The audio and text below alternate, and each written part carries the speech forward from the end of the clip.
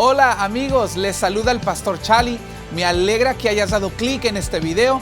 Espero que tu vida sea impactada a través de la palabra. Disfruta de este mensaje. Muchas gracias. Y amén.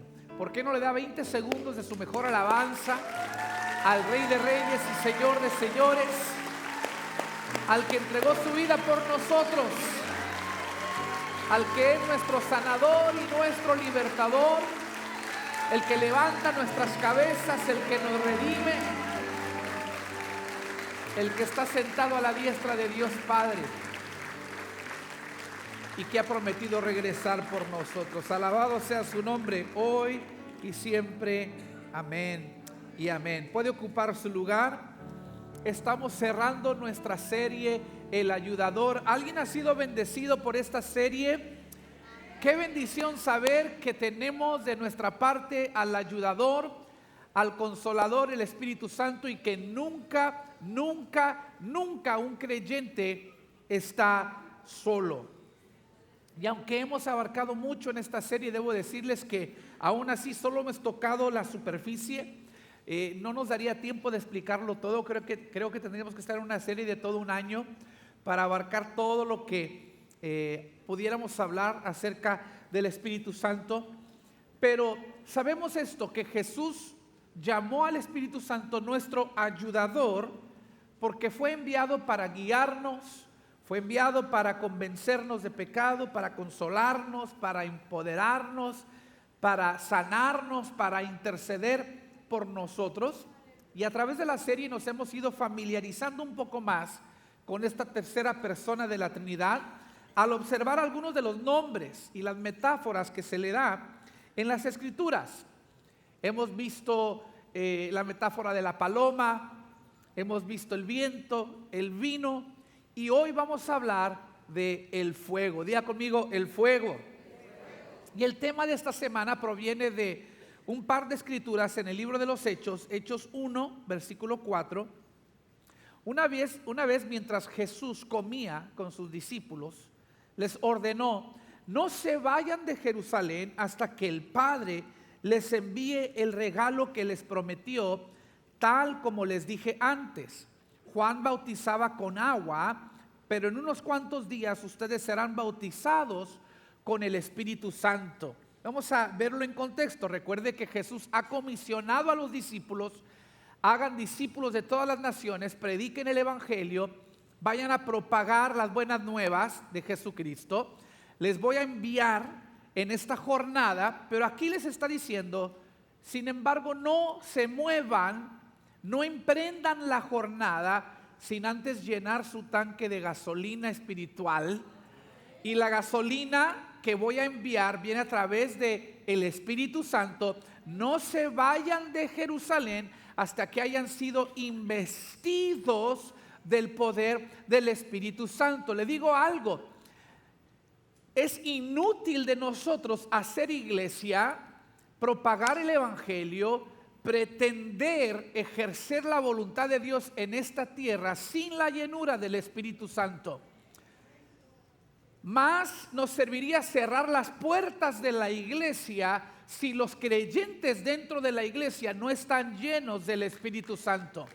No podemos emprender nuestra jornada, no seremos efectivos en nuestro propósito sin la llenura del Espíritu Santo. Entonces Jesús dice: no se muevan de Jerusalén hasta que haya venido sobre ustedes la promesa. Y a esta promesa él le llama un bautismo. Así como cuando uno profesa su fe y es bautizado en agua, es sumergido en agua, le llaman bautismo porque debemos ser sumergidos en el poder del Espíritu Santo. Y el cumplimiento de ese bautismo prometido de fuego viene en el próximo capítulo, Hechos 2, versículos 1 al 4. El día del Pentecostés, todos los creyentes estaban reunidos en un mismo lugar. De repente se oyó un ruido desde el cielo, parecido al estruendo de un viento fuerte e impetuoso que llenó toda la casa donde estaban reunidos. Luego, algo parecido a unas llamas o lenguas de ¿qué? De fuego aparecieron y se posaron sobre cada uno de ellos. y todos los presentes fueron llenos del Espíritu Santo y comenzaron a hablar en otros idiomas conforme el Espíritu Santo les daba esa capacidad. Este bautismo en el fuego del Espíritu Santo es quizás la experiencia cristiana más importante para el creyente después de la salvación.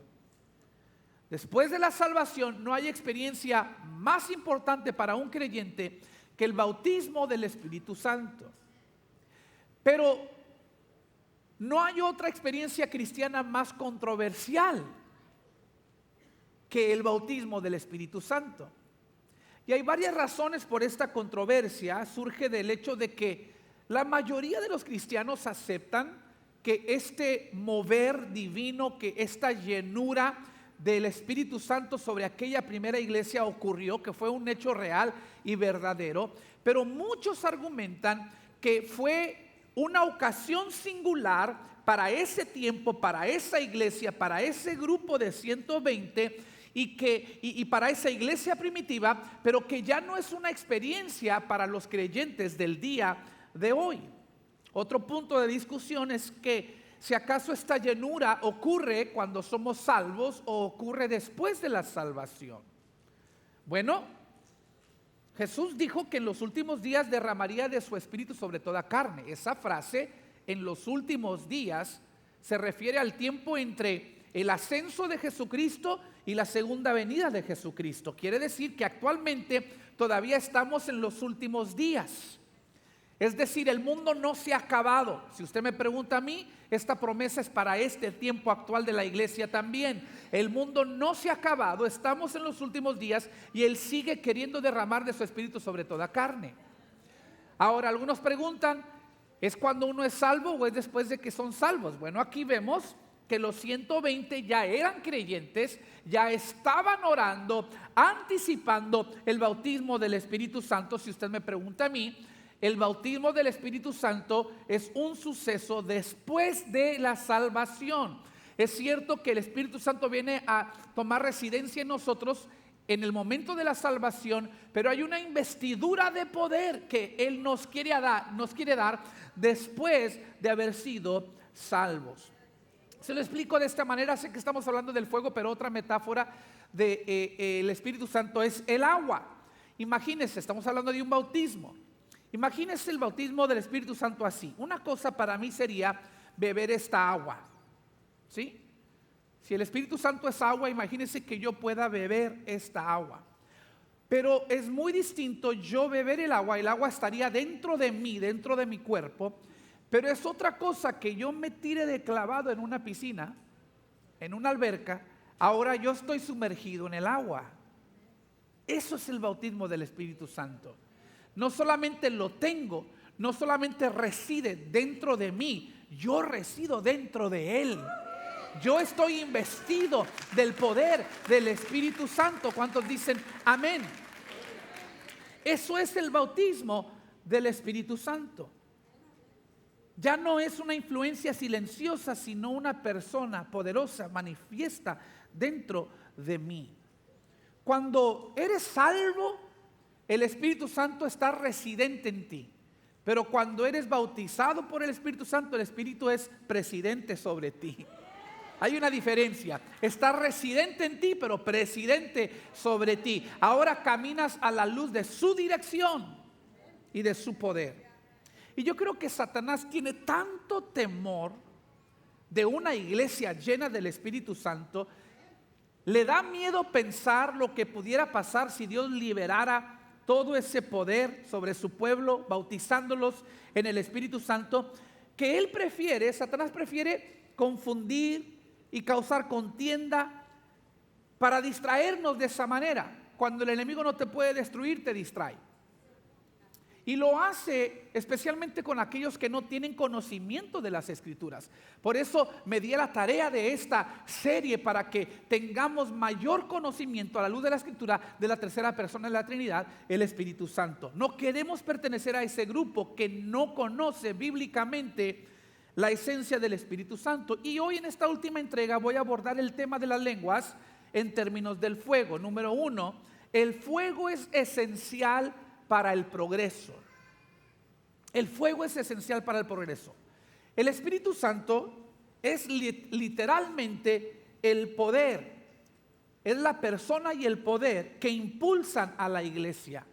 Es el guía y el motor que nos lleva a avanzar el reino de Dios aquí en la tierra.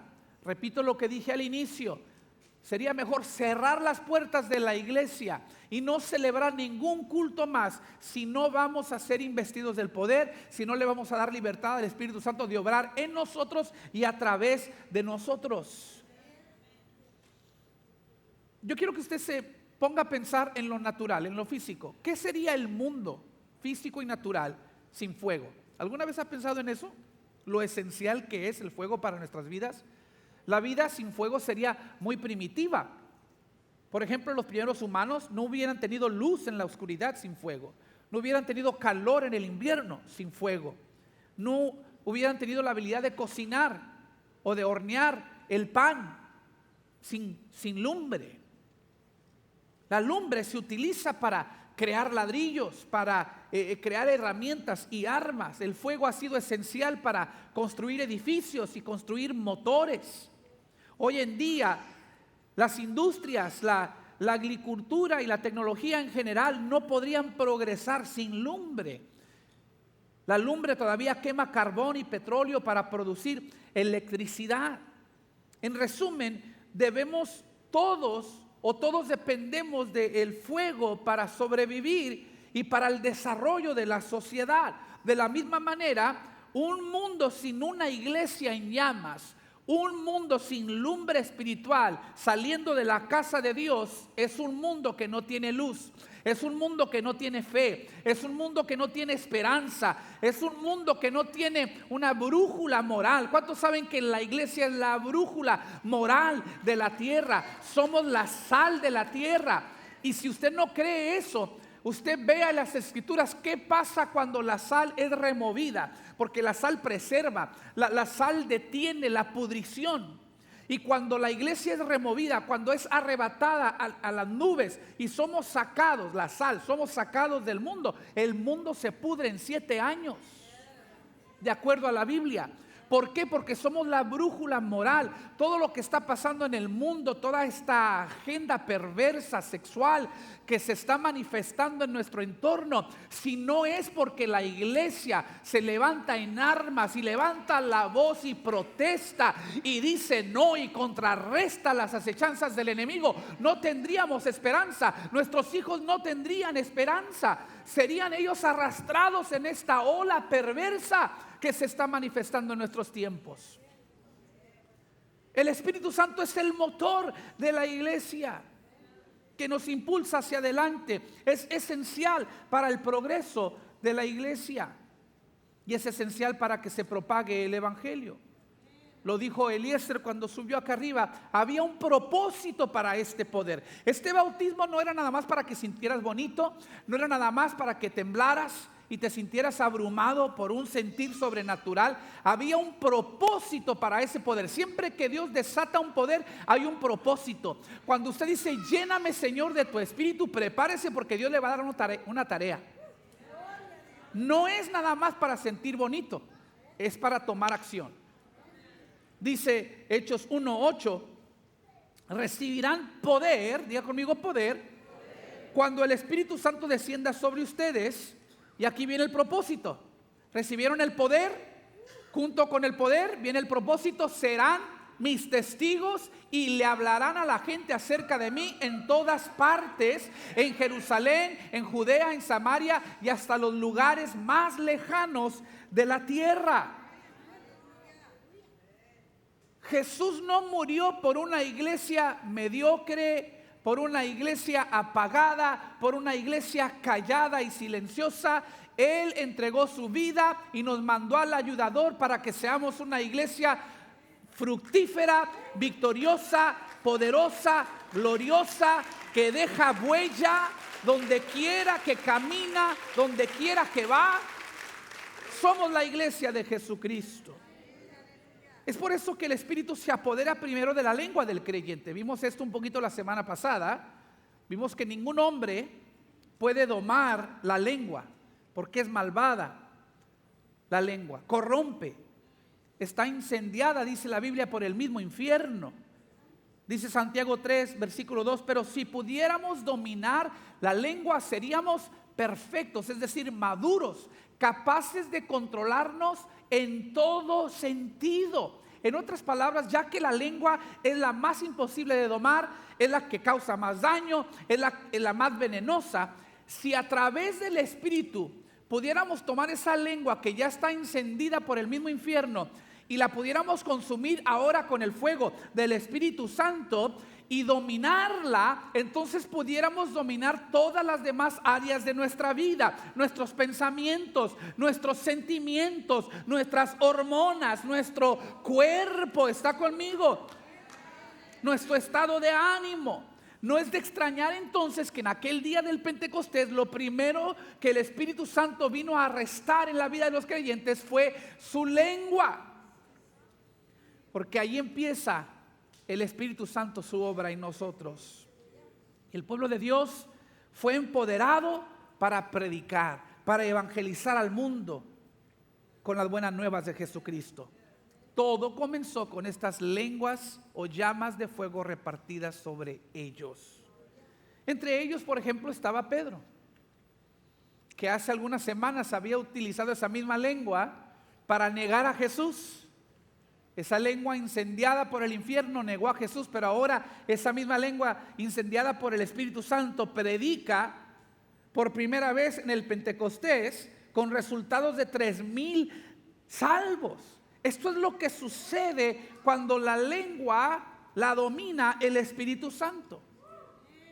Es asombroso pensar que antes de esta investidura de fuego sobre la iglesia, todos los cristianos cabían en un pequeño aposento alto. Todos los cristianos del mundo, imagínense esto, todos los cristianos del mundo estaban en un solo cuarto, 120 de ellos en el aposento alto. Pero luego vino el fuego, diga conmigo, vino el fuego. Y ya no son 120 en un cuartito, somos 2,000, más de 2,000 millones alrededor del mundo entero. Porque desde ese día que descendió el fuego, la iglesia cobró vida. La iglesia empezó a operar en otra dimensión de fe y de poder. Y cada día el Señor añadía a la iglesia los que iban siendo salvos, personas de toda nación y lengua, diferentes culturas, colores e idiomas vinieron. Para cuando llegamos al capítulo 12 del mismo libro de los Hechos, la ciudad pagana de Antioquía se ha vuelto en la capital del cristianismo, porque eso es lo que hace el fuego. El fuego se propaga. Esto me lleva al punto número 2. El fuego, número 1 dijimos que el fuego es esencial, pero número 2, el fuego se propaga. El fuego engendra más fuego. El fuego es rápido para esparcirse, se propaga rápidamente. Lo estamos viendo en Canadá. Este fuego que tomó control de gran parte de los bosques de Canadá, y ustedes han visto los noticieros, lo hemos visto aún aquí, porque está afectando ciudades como Nueva York, que todo ese humo se está viniendo a la costa del este o noreste de los Estados Unidos. Hemos visto las fotos de Nueva York, la comparación entre el sol salido y el cielo azul, pero ahora con todo este humo contaminando la ciudad, se ve amarillo el medio ambiente alrededor de la ciudad, porque el fuego se propaga rápidamente. El fuego engendra más fuego. Si tú lo dejas y no tiene control el fuego, va a ir quemando, encendiendo todo lo que esté en su camino. Entonces, este fuego que descendió en el aposento alto, estas lenguas de fuego que vinieron sobre los creyentes en el Pentecostés, era un símbolo de lo que vendría al mundo. El mensaje del evangelio estaba a punto de extenderse a todos los confines de la tierra. Dice Hechos 2, mire, versículo 5. En esa ocasión había judíos devotos de todas las naciones que vivían en Jerusalén. Recuerden, cayeron las lenguas de fuego y dice, cuando oyeron el fuerte ruido, llegaron corriendo y quedaron desconcertados al escuchar sus propios idiomas hablados por los creyentes. estaban totalmente asombrados. ¿Cómo puede ser?, exclamaban. Todas estas personas son de Galilea y aún así las oímos hablar en nuestra lengua materna. Es más, la palabra lengua simplemente significa idiomas, porque a veces tratamos el término lenguas como algo extraño, algo raro, pero simplemente significa idiomas o lenguajes. Y dice que judíos de todas las naciones ahora estaban escuchando su propio dialecto, su propia lengua, por parte de las personas, los 120, que no deberían o no sabían, no conocían estos idiomas. Pero era un símbolo del Espíritu Santo que venía a todas las naciones de la tierra. Las buenas nuevas a cada lengua y a cada nación. Incluso dice el versículo 11, si usted sigue leyendo, que lo que los creyentes estaban hablando en esas lenguas, estaban proclamando las obras, las grandes obras de Dios. En otras palabras, estaban alabando, estaban glorificando a Dios. Y el milagro no era que los demás de otras naciones podían entenderlos, porque estaban hablando en su lengua materna. Era de esperarse que entendieran. El milagro era los que hablaban, porque ellos no conocían estos idiomas. Entonces el hablar en lengua se puede describir como esto, como una oración o alabanza hablada en un idioma desconocido por el hablante. Eso es hablar en otras lenguas. Y estas lenguas, estos idiomas pueden incluir lenguajes humanos, como en el Pentecostés, lenguajes nacionales, terrenales, o pueden ser también lenguas angélicas, como en 1 Corintios 14, mire lo que dice Pablo, versículo 2. Si alguien tiene la capacidad de hablar en lenguas, le hablará solamente a Dios, dado que la gente no podrá entenderle. Mire la diferencia. En Hechos 2, las lenguas se entienden. En 1 Corintios 14, no se entienden. Hablará por el poder del Espíritu, pero todo será un misterio. Entonces aquí quiero aclarar algo. Hay dos tipos de lenguas. Usted va a entender por qué es importante entender esto. Hay dos tipos de lenguas. Pero en ambos casos, el idioma hablado es foráneo al que lo está hablando. Es extraño al hablante. Pero quiero ser claro, hay dos tipos de lenguas. Están las lenguas que vienen con la promesa del Espíritu Santo para todos los creyentes. Jesús dijo es para toda carne. Y esto se conoce comúnmente como un lenguaje personal de oración o de adoración. En el caso de Hechos 2 estaban proclamando las grandezas de Dios. No le estaban hablando a la gente, le estaban hablando a Dios. Pero la gente se asombró porque hablaban en sus idiomas. Podían entender lo que hablaban y estaban proclamando las grandezas de Dios. ¿Está conmigo? Entonces, en estas lenguas que son para todos los creyentes por medio del bautismo del Espíritu Santo, estamos hablando a Dios, glorificando a Dios, orando en lenguas desconocidas a nosotros. Pero existe otro tipo de lenguas que son las lenguas públicas, vienen por medio de lo que llamamos el don del Espíritu Santo, y estas lenguas no son para todos los creyentes. No me pierda aquí porque tengo que predicarles, pero también tengo que enseñarles. Soy su pastor, ¿sí? Y es importante entender esto. Así como el don de sanidad no es para todos, el don de profecía no es para todos, el don de ciencia no es para todos, el don de lenguas no es para todos. Hay una diferencia. ¿Está conmigo? ¿No los he perdido? Las lenguas personales se manejan de manera privada mayormente, y el don de lengua se maneja públicamente mayormente. Y en estos casos, cuando las lenguas son públicas, conforme el don del Espíritu Santo, se debe dar una interpretación para la edificación de la iglesia. Mire lo que dice el versículo 28, 1 Corintios 14. Si no hay nadie presente que pueda interpretar, deberán guardar silencio en la reunión de la iglesia y hablar en lenguas a Dios en forma privada. ¿Qué está diciendo Pablo? Pablo está diciendo, si alguien va a hablar en lenguas públicamente, debe de haber una interpretación. Si pasa un periodo de tiempo sin interpretación, el hablante deberá ahora hablar en privado esas lenguas a Dios. porque hay dos tipos de lenguas. No sé si los que han crecido en iglesias pentecostales esto ha pasado, aquí ha pasado a veces, donde alguien empieza a hablar en lenguas y como que el volumen sube por encima de los demás, de manera misteriosa. Nadie lo planeó así, pero como que muchos se callan mientras que una persona levanta la voz. En esos casos, cuando las lenguas son públicas, deben de ser seguidas por una interpretación. Si eso no sucede, la persona que está hablando en lenguas debe entonces callar y hablar en lenguas de manera privada. ¿Quieres saber por qué? Versículo 23. Dice, porque los incrédulos o la gente que no entienden estas cosas o estas lenguas y entran en la reunión de la iglesia y oyen a todos hablando en un idioma desconocido, pensarán que ustedes están locos. Por esto es importante entender esto que estamos hablando, porque luego algo tan precioso y poderoso como es la llenura del Espíritu Santo, algo que tiene el potencial de propagarse e impactar todo nuestro alrededor, se puede ahora crear en una distracción y un obstáculo para los nuevos creyentes en potencia. A veces, aquellos de nosotros con antecedentes pentecostales, crecimos escuchando que las lenguas, esta era nuestra postura doctrinal, las lenguas son la evidencia inicial del bautismo del Espíritu Santo.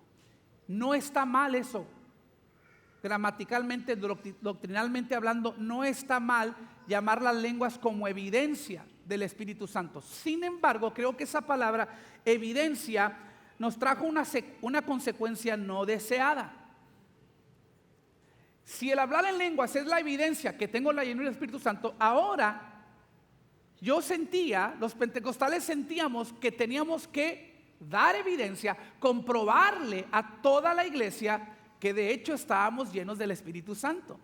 Entonces muchas veces nuestras reuniones, si entraba alguien de afuera, nos juzgaban de locos porque todo el mundo estaba gritando sus lenguas. Todo el mundo estaba queriendo ganarle al otro para que se dieran cuenta los demás. Mírame, estoy hablando en lenguas, estoy dando evidencia que tengo la llenura del Espíritu Santo. Y cuando no era suficiente gritar, la gente brincaba, saltaba, pero como si fuera como un trance descontrolado. ¿Cuántos saben de lo que estoy hablando? Y había gente que de pronto en medio de la alabanza empezaban a danzar descontroladamente y empezaban a estrellarse contra los demás, tropezándose unos sobre otros, te metían un codazo, una patada, en nombre del Espíritu Santo, aleluya. ¿Sí? Y la gente nueva veía eso y decían, ¿qué tienen esta bola de locos?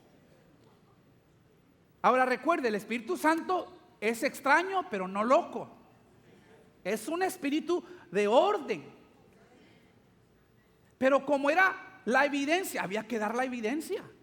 Es más, los predicadores nos ponían el micrófono en la boca. ¿Sí? Ahí está, habla, ahí está. Y entonces uno sentía el compromiso de tener que hablar públicamente para dar la evidencia a toda la congregación de que estábamos siendo investidos del poder del Espíritu Santo. ¿Cuántos recuerdan esos tiempos?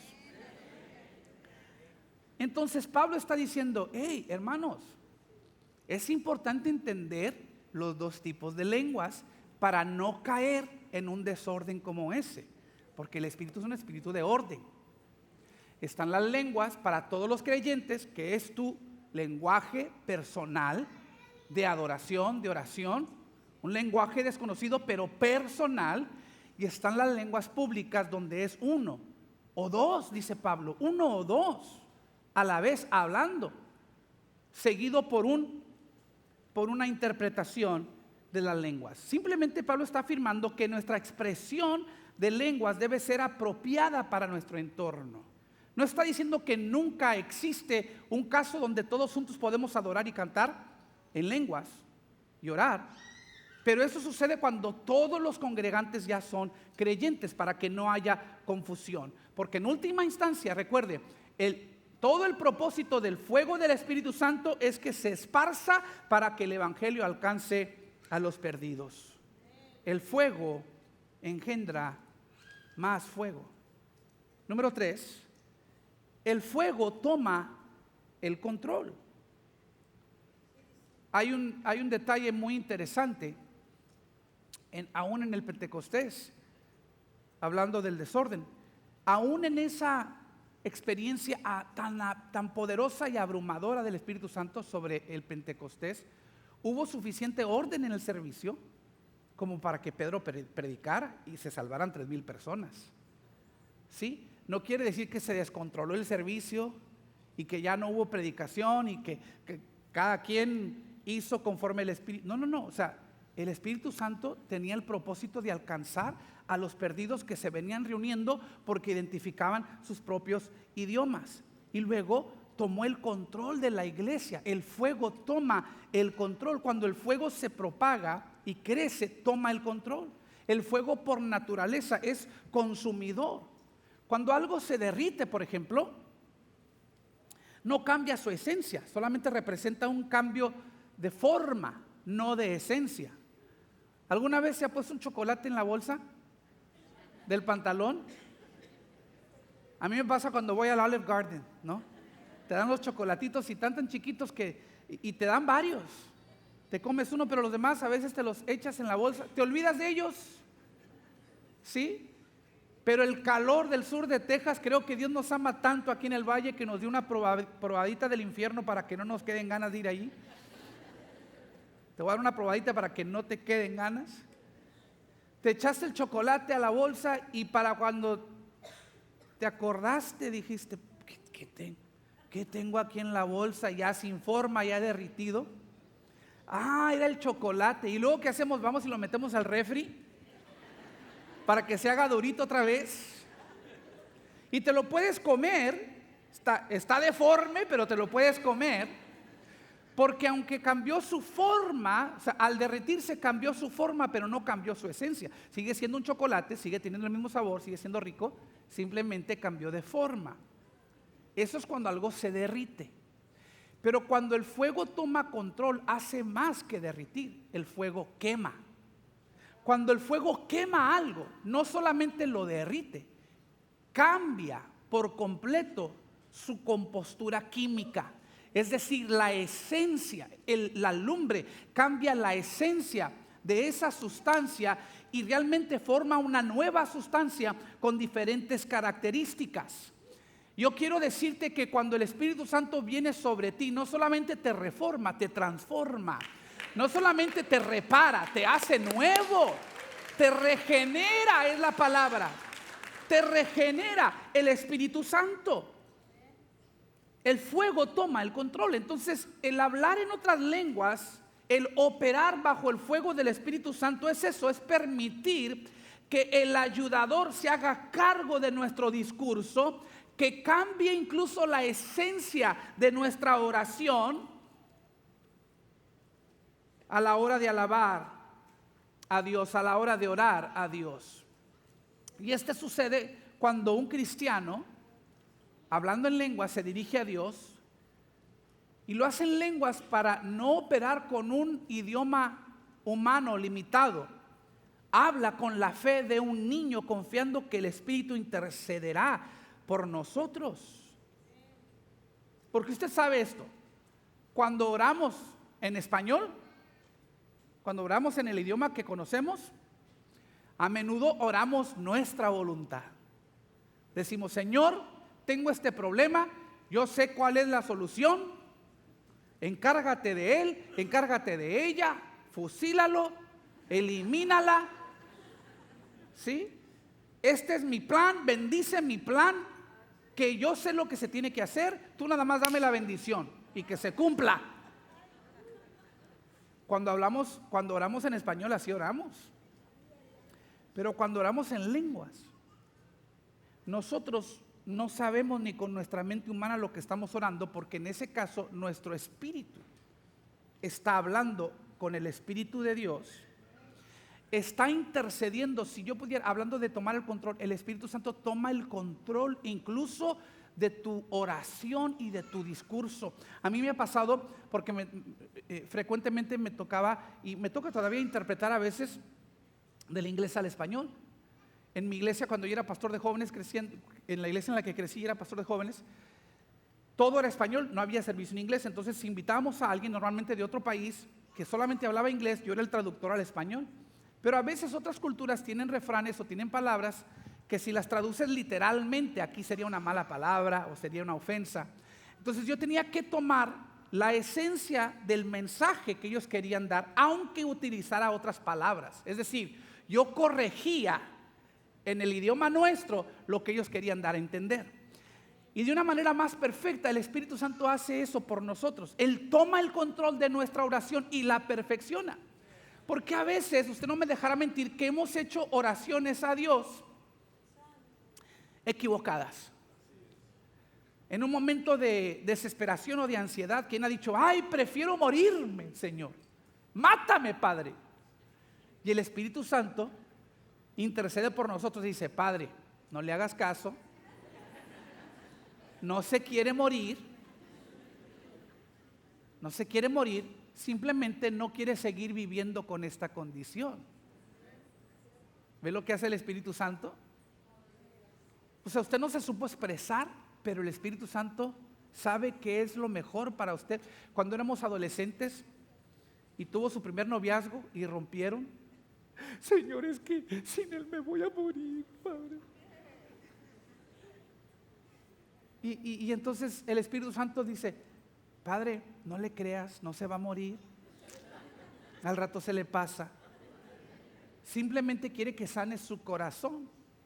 Y luego años después usted se topa con esa persona que lloró en aquel momento y dice: gracias, Padre, que no me hiciste caso. Le ves el semblante a la esposa o al esposo y dices: estoy orando por ti. ¿Sí? Y dices: gracias que yo haría una cosa, pero el Espíritu Santo intercedió por mí y oró algo todavía mejor. Porque cuando tú oras en lenguas no puedes manipular a Dios. Imposible manipularlo, porque es el Espíritu intercediendo por ti. Mire lo que dice Romanos 8:26. El Espíritu Santo nos ayuda en nuestra debilidad. Por ejemplo, nosotros no sabemos qué quiere Dios que le pidamos en oración. Eso es cierto, ni sabemos qué orar a veces. Pero el Espíritu Santo ora por nosotros con gemidos que no pueden expresarse con palabras humanas. Y el Padre, quien conoce cada corazón, sabe lo que el Espíritu dice, porque el Espíritu intercede por nosotros los creyentes en armonía con la voluntad de Dios. Claro que cuando el Espíritu Santo intercede por nosotros, ora en armonía con la voluntad de Dios, porque los dos son Dios. Recuerda el primer sermón de la serie, las funciones, el rol de cada miembro de la Trinidad. El Padre es proveedor, el Hijo es salvador y el Espíritu Santo es el ayudador. Entonces, cuando el ayudador intercede al proveedor por nosotros, cuando Dios, el consolador, ora a Dios, el proveedor, claro que será oída la oración. Claro que será contestada la oración, porque Dios no rechaza las oraciones de Dios. No me equivoqué. Dios, el proveedor, no rechaza las oraciones de Dios, el consolador, el ayudador. Tienen una armonía perfecta y el Espíritu ora en armonía con la voluntad de Dios. El Espíritu sabe lo que es mejor para ti y ora por ti en esa dirección. Así que anímate al saber que no se espera que conozcas la perfecta voluntad de Dios en cada situación. Anímate al saber que los planes de Dios no se limitan a lo que puedas articular con idiomas humanos. No te avergüences de no tener la más grandiosa elocuencia en la oración. No te avergüences de estar tan afligido que a veces te quedas sin palabras. No te dé pena, porque tienes de tu parte al ayudador que toma el control en esos casos. Aprende a orar en el Espíritu, deja que Él se encargue. Él es tu ayudador. Romanos 8, el siguiente versículo dice: y sabemos que Dios hace todas las cosas, cuando el Espíritu Santo intercede por nosotros, Dios hace que todas las cosas cooperen para el bien de quienes lo aman y son llamados según el propósito que Él tiene para ellos. En otras palabras, cuando el Espíritu Santo intercede por ti, siempre te vendrá un bien, porque el Espíritu Santo se hizo cargo. El Espíritu Santo siempre intercede por ti, nunca en contra de ti. Dios, tu proveedor, siempre escucha esa oración. Y cuando Él te dé la victoria podrás decir, Efesios 3:20, y ahora que toda la gloria sea para Dios, quien puede lograr mucho más de lo que puedo pedir o imaginar mediante su gran poder que actúa en mí. El Espíritu Santo me permite orar más allá de lo que yo puedo imaginar, más allá de lo que yo pueda pensar. A veces estamos orando por cosas en el Espíritu que no han sucedido. Dios es eterno y Él sabe lo que viene. Él viene de donde usted va. ¿Está conmigo? Y no habría manera de interceder a favor de algo que no sabemos o no ha sucedido si no es por la persona del Espíritu Santo intercediendo por nosotros. Entonces, cuando viene la victoria, gloria a Él en la iglesia y en Cristo Jesús por todas las generaciones, desde hoy y para siempre. Amén. Termino, número 4. El fuego purifica. Diga conmigo, el fuego purifica. Cuando el fuego toma el control, purifica. Proverbios 17, versículo 3. El fuego prueba la pureza del oro y de la plata, pero el Señor prueba el corazón. En los metales, el calor intenso del fuego saca las impurezas del metal a la superficie y las evapora, o uno las puede fácilmente tallar y eliminar del metal, porque el calor trae las impurezas a la superficie. ¿Qué cree que hace el fuego del Espíritu Santo? Así como refina el fuego los contaminantes en el metal, el fuego del Espíritu Santo siempre lo primero que hace es que trae a la superficie lo que nos contamina a nosotros. Es decir, nos hace conscientes del pecado que existe en nosotros. A veces uno dice, no sabía qué tan orgulloso soy. Oye, me estoy dando cuenta que para mí es muy fácil mentir. Ay, no sabía que era tan chismosa. Y de repente como que cobras conciencia de eso y nadie dice amén porque no se dan cuenta que batallan y luchan con esos pecados, ¿sí? Pero el Espíritu Santo sabe con lo que estás luchando. Y lo que Él hace es que trae lo que te contamina a la superficie para que lo puedas identificar y luego te empodera para poderlo evitar. Vino un muchacho después del primer servicio. Necesito un cambio en mi vida. Le dije, el cambio que tú quieres no lo puedes lograr por tus propias fuerzas, pero el Espíritu Santo obrando en ti. La filosofía humanista te dice, está dentro de ti, tú puedes, tú lo tienes. No, le dije, no lo tienes. No tienes la fuerza dentro de ti para alcanzarlo, para lograr el cambio. Lo que sí tienes es al ayudador. Y cuando tú lo invitas a vivir dentro de ti, entonces sí puedes decir, está dentro de mí la persona del Espíritu Santo, y por medio de su ayuda yo puedo generar el cambio. Es más, Él genera el cambio por mí. ¿Cuántos dicen amén? Porque el fuego purifica, te trae convicción, te hace consciente del pecado en tu vida. Y en lugar de esconder o justificar el pecado, tendrás una mayor conciencia del pecado. Sentirás la necesidad de llevar una vida de arrepentimiento y rectitud. Y esta maravillosa obra de gracia te libera de la condenación y te empodera para llevar una vida santa. Lo dije, hay muchas iglesias, hay muchos pastores que ya no quieren predicar de la santidad precisamente porque no la puedes lograr. Ustedes no pueden ser santos por ustedes mismos. Yo no puedo ser santo por mí mismo, pero con el ayudador viviendo dentro de mí y purificándome y regenerándome todos los días de mi vida, yo puedo vivir en santidad para honrar y glorificar a Dios el Padre Celestial. De hecho, es así cuando sabes que el fuego es genuino, que la presencia del ayudador está realmente en tu vida, cuando hay un cambio genuino. Porque experimentar el bautismo del Espíritu Santo es algo más que emoción y regocijo momentáneo. El gozo, la emoción son bíblicamente válidas, pero el auténtico fuego del Espíritu Santo hace más que emocionar, te transforma, despierta dentro de nosotros algo sobrenatural que nos suelda a Jesús para participar de su naturaleza, consume las impurezas de nuestra carne, marca nuestros corazones con la eternidad, incendia nuestras almas para evangelizar, se vuelve el combustible para buscar la santidad. En pocas palabras, escúcheme bien, usted sabe que es el fuego del Espíritu cuando conduce al fruto del Espíritu. Lo vuelvo a decir, usted sabe que es el fuego del Espíritu cuando conduce al fruto del Espíritu. Lo importante no es cuántas lenguas hablas, es cómo sigue tu vida después de las lenguas. No es cuánto lloras en el altar, es cómo te levantas a vivir tu vida después del altar. Gálatas 5:22, la clase de fruto que el Espíritu Santo produce en nuestra vida es amor, alegría, paz, paciencia, gentileza, bondad, fidelidad, humildad y dominio propio. No existen leyes contra estas cosas. En otras palabras, ni quien te juzgue, porque estas cosas son buenas. Es decir, estas cosas son santas y agradan a Dios. No existe ley, no existe juicio contra estas cosas, porque son el fruto del Espíritu Santo. Y el versículo 25 dice: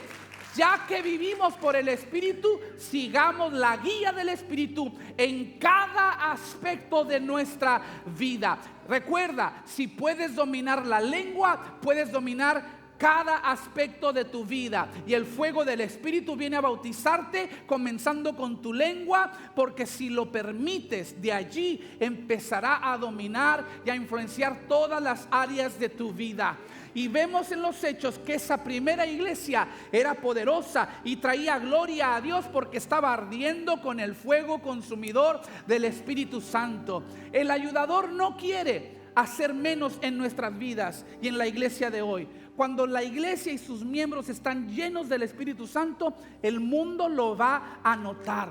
El impacto será innegable. La respuesta a los males de este mundo no están en la Casa Blanca, están en la casa de Dios. Y cuando la iglesia se levanta en fuego, se desatará un avivamiento alrededor del mundo a medida que su pueblo arde con el Espíritu, proclamando su nombre y avanzando su reino hasta los confines de la tierra. Diga conmigo amén a eso. Póngase de pie conmigo. Quiero ver a los hambrientos en el altar. Quiero ver a aquellos que quieren ser de hambrientos a ardientos. Los que quieren arder con el fuego. Los que quieren ese bautismo del Espíritu Santo.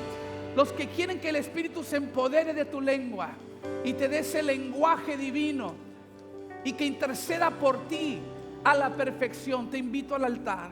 Dios se está moviendo, se ha estado moviendo en toda esta reunión. Y vamos a invitarle y vamos a decir: llena este lugar, fuego de Dios. Gracias por sintonizarnos. Espero puedas volver para ver futuros servicios. Suscríbete ahora mismo a este canal para que no te pierdas ninguno de nuestros videos y transmisiones. Recuerda compartir este video con alguien y no olvides acompañarnos en vivo todos los domingos por la mañana. Bendiciones.